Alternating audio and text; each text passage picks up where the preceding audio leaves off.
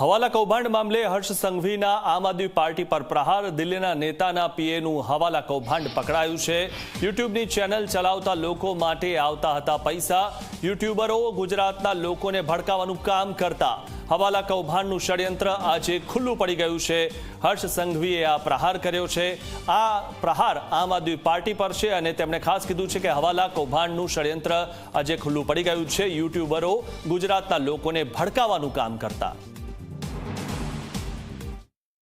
આ રૂપિયા છેલ્લા 1 વર્ષથી દર મહિને અલગ અલગ જિલ્લાઓમાં આજે યુટ્યુબ નામની ચેનલો ચલાવતા લોકોને આપવામાં આવતા હતા અને ગુજરાતના લોકોને અને ગુજરાતને કઈ રીતે અંદર ઝઘડા કરાવી શકાય તે પ્રયાસ કરવામાં આ રૂપિયા વપરાતા હતા।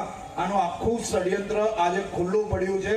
આવનારા દિવસોમાં એક વિષય જ્યારે સામે આવશે ને તો તમને પગ નીચેથી જમીન હટી જશે કે કોઈ આ પ્રકારનો પ્રયાસ પોતાના દેશના નાગરિકો જોડે કઈ રીતે કરી શકે।